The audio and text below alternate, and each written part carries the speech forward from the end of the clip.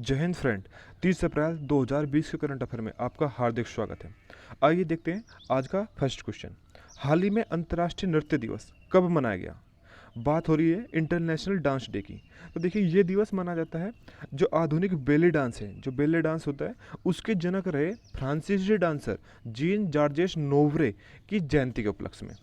इसकी ये first time मनाया गया था 29 अप्रैल 1982 को। इसको मनाता है यूनेस्को की एक ब्रांच है जो इसको सेलिब्रेट करती है। उस ब्रांच का नाम है अंतर्राष्ट्रीय रंगमंच संस्थान, यानी कि इंटरनेशनल थिएटर इंस्टीट्यूट। इसका बेसिकली उद्देश्य इवेंट्स और उत्सवों पर डांस को प्रमोट करना है। बात करें तो इसका आंसर हुआ 29 अप्रैल। 1 अप्रैल की बात करते हैं। 1 अप्रैल को उत्कल या उड़ीसा दिवस मनाया जाता है। 14 अप्रैल को डॉक्टर भीमराव अंबेडकर जी की जयंती मनाई जाती है। और 24 अप्रैल को मनाया जाता है भारतीय पंचायती राष्ट्र दिवस। अब की बार राष्ट्रीय पंचायती दिवस पर मोदी जी ने स्वामित्व योजना का शुभारंभ किया था। नेक्स्ट क्वेश्चन पे चलते हैं। नेक्स्ट क्वेश्चन है, एक्सिस बैंक ने मैक्स लाइफ इंश्योरेंस में कितने प्रतिशत अतिरिक्त हिस्सेदारी खरीदने का फैसला किया है? तो दोस्तों, ये खरीदेंगे 29% अतिरिक्त हिस्सेदारी। और जब 29% खरीद लेंगे तो इनकी हिस्सेदारी हो जाएगी 30%, क्योंकि कुछ शेयर इनके पहले से भी थे। और जो मैक्स लाइफ इंश्योरेंस है, इनकी हिस्सेदारी हो जाएगी 70%। तो बात करते हैं एक्सिस बैंक के बारे में।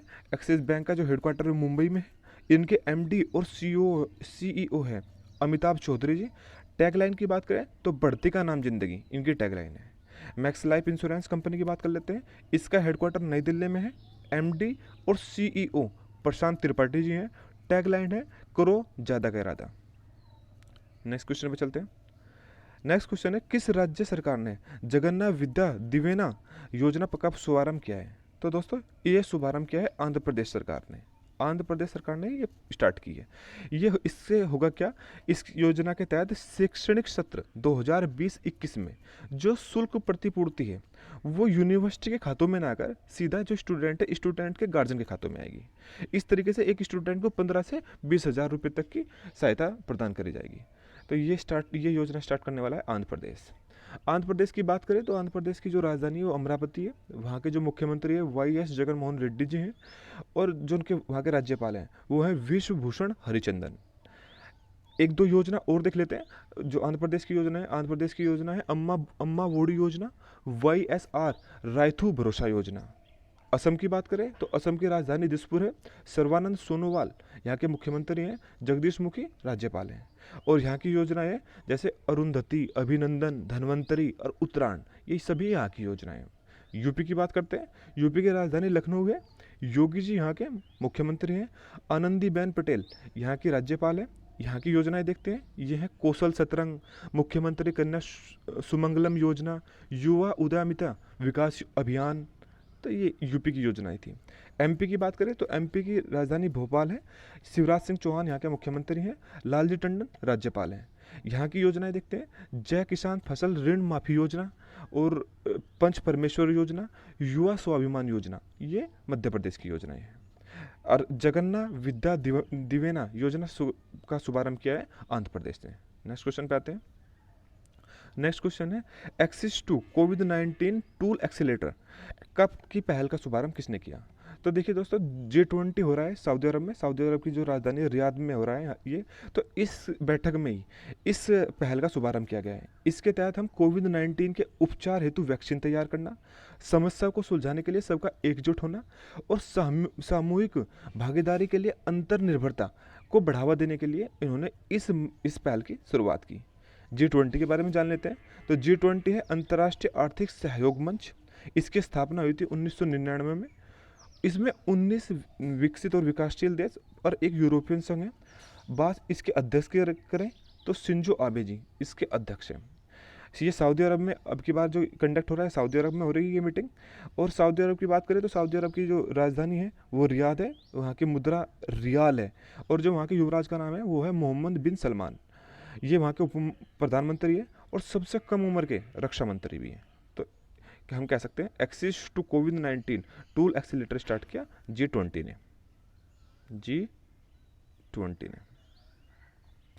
नेक्स्ट क्वेश्चन पे चलते हैं। नेक्स्ट क्वेश्चन है, कहाँ के वैज्ञानिकों ने अल्जाइमर अवरोधक आधारित बर्बेरिन विकसित किया है? तो बर्बेरिन बेसिकली एक दवाई है, ये होम्योपैथिक दवाई है, इसको विकसित किया गया है। अल्जाइमर क्या होता है? अल्जाइमर दोस्तों मस्तिष्क का एक रोग है जिसमें क्या होता है, याददाश्त कम होती चली जाती है और दिमाग की जो अक्षमता है, काम करने की जो क्षमता है वो घटती चली जाती है। इसका मुख्य कारण है या तो कोशिकाएं आपस में जुड़ जाती हैं या कोशिकाएं कमज़ोर होकर टूट जाती है, कट जाती है, ख़त्म हो जाती है। तो इसकी वजह से अल्जाइमर होता है। तो अल्जाइमर को रोकने के लिए Jawaharlal Nehru centre for advance scientific research ने, बल्कि दैट मीन्स फर्स्ट ऑप्शन ने, Jawaharlal Nehru centre for advance scientific research ने एक वो होम्योपैथिक दवाई तैयार की है जिसका नाम है बर्बेरिन। नेक्स्ट क्वेश्चन पे आते हैं।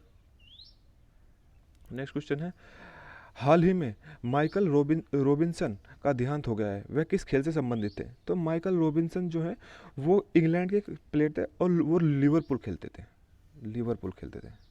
नेक्स्ट क्वेश्चन, कोविड-19 सक्रिय प्रयास और व्यय सहायता कार्यक्रम की शुरुआत किसने की? तो दोस्तों बेसिकली इस कार्यक्रम के तहत कोरोना संक्रमण पर रोकथाम और काबू पाने के प्रयास करे जाएंगे। इस शुभारंभ से 800 मिलियन से अधिक लोगों को हेल्प होगी, उनकी रक्षा के लिए, गरीबों के लिए, कमज़ोर तबकों के लिए, महिलाओं के लिए या आवश्यक सुविधाओं को से वंचित जितने भी तबके हैं, जितने भी समूह हैं, उनको सामाजिक संरक्षण मिलेगा, उनको हेल्प मिलेगी इस कार्यक्रम के दौरान। तो ये कार्यक्रम स्टार्ट किया है एशियाई विकास बैंक ने, यानी कि एडीबी ने। नेक्स्ट क्वेश्चन, एशियाई विकास बैंक एडीबी ने कोरोना वायरस महामारी के खिलाफ लड़ाई में मदद के लिए किस देश को लगभग 11,370 करोड़ रुपए ऋण देने को मंजूरी दे दी है? तो दोस्तों एडीबी भारत को देगा 11,370 करोड़ रुपए, यानी कि लगभग 1.5 बिलियन अमेरिकी डॉलर। ऐसे ही विश्व बैंक ने भी कोरोना से लड़ने के लिए 1 बिलियन अमेरिकी डॉलर दिए थे भारत को, और एशियाई इंफ्रास्ट्रक्चर इन्वेस्टमेंट बैंक ने 500 मिलियन अमेरिकी डॉलर दिए हैं। इस समय बात हो रही है एडीबी की। एडीबी मतलब कि एशियाई विकास बैंक। इसकी स्थापना हुई थी 19 दिसंबर 1966 को। हेडक्वार्टर मनीला फिलीपींस में है। इस समय इसके 68 देश इससे जुड़े हुए हैं। इसका उद्देश्य, जो एडीबी का उद्देश्य है, वो है एशियाई महाद्वीप के सामाजिक और आर्थिक विकास को बढ़ावा देना। नेक्स्ट चलते हैं। नेक्स्ट क्वेश्चन है, केंद्र सरकार ने औद्योगिक विवाद अधिनियम के प्रावधानों के तहत बैंकिंग उद्योगों को किस तारीख या किस अवधि तक के लिए सार्वजनिक उपयोगिता सेवा घोषित किया है? तो दोस्तों इस क्वेश्चन को समझने के लिए हमें 2-3 चीज़ों का पता होना जरूरी है। जैसे सार्वजनिक उपयोग सेवाएं कौन कौन सी हैं? सार्वजनिक उपयोगिता सेवा के अंदर जैसे टेलीफोन सेवा, बिजली सेवा, प्राकृतिक गैस सेवा, डाक सेवा, पानी सेवा, ये सभी सेवाएं आती हैं सार्वजनिक उपयोगिता सेवा के अंदर। अब दूसरी चीज हमें पता होना चाहिए, औद्योगिक विवाद अधिनियम है क्या? औद्योगिक विवाद अधिनियम 1947 के तहत कुछ मतलब जो हमारे भारतीय उद्योग हैं, भारतीय उद्योगों में कार्य को प्रगतिशील बनाने के लिए, ठीक तरीके से रन कराने के लिए, एक सद्भाव और शांति की सुरक्षा प्रोवाइड करने के लिए ये अधिनियम लाया गया था।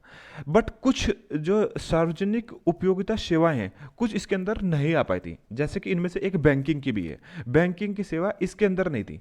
तो यानी कि बैंकिंग वाले जब चाहते थे जब हड़ताल पे बैठ सकते थे। प्राकृतिक गैस वाले जो कर्मचारी हैं वे हड़ताल पे बैठ सकते हैं। बट इस समय कोरोना की वजह से देश की जो आर्थिक स्थिति है वो बहुत ही दयनीय है, बहुत ही बुरी है। तो केंद्र सरकार ने घोषणा की है कि इस अधिनियम के तहत केंद्र सरकार ने घोषणा की है कि इस अवधि तक, यानी कि 21 अक्टूबर तक, कब तक? 21 अक्टूबर तक, 21 अक्टूबर तक की अवधि तक बैंकिंग उद्योग के जितने भी कर्मचारी है या अधिकारी है, कोई भी हड़ताल पर नहीं जाएगा। ये जो घोषणा की है श्रम एवं रोजगार मंत्रालय द्वारा की गई है। ये कोरोना वायरस की जो महामारी है इसके मद्देनजर इसको ध्यान में रखते हुए की गई है।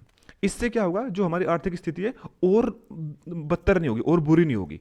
पूरा विश्व में मंदी छाई हुई है। अगर बाय द वे कुछ लोग मतलब बैंक के जो कर्मचारी है वे इस अभी सेवा नहीं देंगे तो क्या होगा, और स्थिति खराब हो जाएगी। तो इसको सुधारने के लिए अब केंद्र सरकार ने बैंकिंग सेक्टर, बैंकिंग को भी जो है औद्योगिक विवाद अधिनियम के तहत में ले लिया है। तो इस तरीके से इसका आंसर हुआ 21 अक्टूबर। नेक्स्ट क्वेश्चन की बात करते हैं। नेक्स्ट क्वेश्चन है, मूडीज इन्वेस्टर्स सर्विस ने 2020 के लिए भारत के आर्थिक वृद्धि दर का दर के अनुमान को घटाकर कितने फीसदी कर दिया है? तो दोस्तों, मूडीज ने मार्च 2020 में जो भारत की वृद्धि दर बताई थी, वो बताई थी कि 2.5% के करीब उसने उम्मीद जताई थी। बट उसने अब कोरोना में आर्थिक मंदी बहुत बुरी तरीके से आ चुकी है, तो अब उसने बताया कि ये 2.5% से घटकर 0.2% रहने की आशंका है। मात्र 0.2% रहने की आशंका है। जबकि इसने चीन की जो थी, चीन की अभी जो मंदी की वजह से, कोरोना की वजह से चीन की भी जो घटाकर 1% कर दी है, 1% रहेगी उनकी भी जो ग्रोथ दर है। नेक्स्ट ईयर के लिए इन्होंने क्या है कहा है कि जो 2020-21 सत्र होगा, 21 के लिए इन्होंने 6.1% की उम्मीद जताई है। ऐसे ही हमारे जो जीडीपी की दर है वो और एजेंसियों ने भी दी है, उनको भी थोड़ा देख लेते हैं। जैसे यूएन ने दिया है, यूएन के अकॉर्डिंग 4.8% रहेगी। एडीबी, एशियाई डेवलपमेंट बैंक के अकॉर्डिंग 4% रहेगी। आईएमएफ के अकॉर्डिंग 1.9% रहेगी। अब बात करें इकरा की, तो इकरा के अकॉर्डिंग 2% रहेगी। वर्ल्ड बैंक ने कहा कि 1.5 से 2.5% के बीच में रहेगी। सीआईआई ने बोला है कि 0.9% से 1.5% के बीच में रहेगी। फिंच रेटिंग 0.8% बता रहा है कि 0.8% के बीच में हमारी वृद्धि दर रहेगी 2020 की। नेक्स्ट क्वेश्चन पे चलते हैं। नेक्स्ट क्वेश्चन है 2021 पुरुषों की विश्व मुक्केबाजी चैंपियनशिप की मेजबानी कौन सा देश करेगा? तो दोस्तों, ये मेजबानी करने वाला था पहले भारत, लेकिन भारत की जो मुक्केबाजी महासंघ है उसने टाइम से फीस सबमिट ना करने की वजह से अपने हाथ से ये प्रतियोगिता गवा दी है। अब इसको करेगा सर्बिया। तो दैट मीन्स इसका आंसर हुआ सर्बिया। सर्बिया की बात कर लेते हैं। सर्बिया की जो राजधानी है वो है बेलग्रेड, और सर्बिया दिनार यहाँ की मुद्रा है। रूस की बात करें तो रूस की राजधानी मॉस्को है और रूबल यहाँ पर चलता है। जापान की बात करें तो जापान की राजधानी टोक्यो है और यहाँ की मुद्रा है येन। तो दैट मीन्स इंडिया में होने वाला था, अब होगा सर्बिया में। नेक्स्ट क्वेश्चन, बॉलीवुड अभिनेता इरफान खान का हाल ही में निधन हो गया है, वे किस बीमारी से पीड़ित थे? तो दोस्तों, इनको था न्यूरो एंडोक्राइन ट्यूमर के से पीड़ित थे। ये जयपुर राजस्थान से थे। 1988 में सलाम बॉम्बे में इन्होंने बॉलीवुड में एंट्री की थी, और जो इनकी लास्ट मूवी थी उसका नाम था अंग्रेजी मीडियम, जो कि मार्च 2020 में ही आई थी। इनको 2011 में पद्मश्री पुरस्कार से सम्मानित किया गया था। तो कल इनका निधन हो गया है। नेक्स्ट क्वेश्चन पे चलते हैं। नेक्स्ट क्वेश्चन है, पीटर्सबर्ग जलवायु संवाद का 11वां सत्र कहाँ संपन्न किया जाएगा? तो देखिए, बेसिकली जो ये मीटिंग थी, जो ये सत्र है, ये जलवायु की उन्नति पर चर्चा करने के लिए एक अंतर्राष्ट्रीय मंच है। पहली बार ऐसा होगा कि ये वीडियो कॉन्फ्रेंसिंग के द्वारा इसको संपन्न किया जाएगा, और ये पहली बार जब मनाया गया था 2010 में, और अब की बार इसका 11वां संस्करण है, मतलब 11वां सत्र है इसका। इसमें जो भारत के प्रतिनिधित्व करेंगे, तो भारत के पर्यावरण मंत्री जो है वो लेंगे हिस्सा। उनका नाम है श्री प्रकाश जावड़ेकर जी। इसमें लगभग 30 देशों से ज़्यादा लोग सम्मिलित होंगे। 30 देशों के जो प्रतिनिधित्व है वो सम्मिलित होंगे, और ये संपन्न होगा जर्मनी में संपन्न होगा। नेक्स्ट क्वेश्चन की बात करते हैं। Next question, global terrorism index 2019 की रैंक में भारत का कौन सा स्थान आया है? तो दोस्तों, बात हो रही है वैश्विक आतंकवाद सूचकांक 2019 की, जिसको प्रकाशित करता है एक वैश्विक think tank institute for economics and peace, इनके आईईपी, इसको पर हर साल प्रकाशित करता है। फर्स्ट टाइम इसने प्रकाशित किया था 2000 में, ठीक है, 2000 सन में। मुख्यालय सिडनी में है, ऑस्ट्रेलिया में है इसका। अब के साल जो इन्होंने भारत की रैंक दी है वो दी है 7। पाकिस्तान 5वें स्थान पर है, अफगानिस्तान फर्स्ट पर, और सेकंड नंबर पर है इराक। लास्ट जो हमारा प्लेस था वो था 8वें स्थान पर। बेसिकली जो ये इंडेक्स तैयार किया जाता है, ये इंडेक्स इस तरीके से दिखाया था कि आतंकवाद से साल भर में कितनी मृत्यु हुई है, उनके आधार पर ये इंडेक्स बना जाता है। तो हमारा स्थान 7 पर आने पर नीति आयोग ने, जो हमारा थिंक टैंक है, उसने इसके खिलाफ आपत्ति भी दर्ज की है कि अब हमारे यहाँ आतंकवाद गतिविधियाँ कम है। उसने बल्कि आईईपी ने हमारा जो रैंक ऊपर दी है ये गलत है, मतलब कि दैट मीन्स उन्होंने अच्छे तरीके से इसका सर्वे नहीं किया है। अब हमारे यहाँ बल्कि इंडिया में जो टेररिज्म अटैक है वो बहुत कम है, ये डाउन है, तो हमारी रैंक नीचे आनी चाहिए थे, ना कि ऊपर। नेक्स्ट क्वेश्चन पे आते हैं। दैट मीन्स इसका आंसर हुआ 7वें स्थान पर आए हम इनके अकॉर्डिंग, आईईपी के अकॉर्डिंग।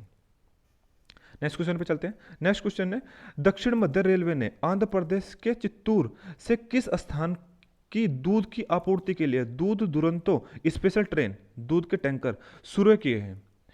तो दूध दुरंतो स्पेशल ट्रेन किस किस के बीच में चली है? ये चली है आंध्र प्रदेश के चित्तूर से दिल्ली के बीच में। दिल्ली तक के बीच में, मतलब कि दिल्ली को जोड़ेगी, दिल्ली में जो दूध की कमी है उसको पूर्ण करने के लिए इसको चला गया है। अगर बात करें दक्षिण मध्य रेलवे का हेडक्वार्टर, तो ये सिकंदराबाद है। और भारत में कितने रेल जोन है, इसकी बात करें तो भारत में 18 रेल जोन है। दिल्ली में दूध लाया जाएगा, तो दिल्ली की बात करें तो दिल्ली के मुख्यमंत्री अरविंद केजरीवाल जी, और उपराज्यपाल है यहाँ के अनिल बैजल। आंध्र प्रदेश के बारे में भी देख लेते हैं। आंध्र प्रदेश की राजधानी अमरावती है। वाई एस जगनमोहन रेड्डी यहाँ के मुख्यमंत्री हैं, और विश्वभूषण हरिचंदन यहाँ के राज्यपाल हैं। तो दोस्तों, आज के करंट अफेयर देखने के लिए आपका बहुत बहुत धन्यवाद।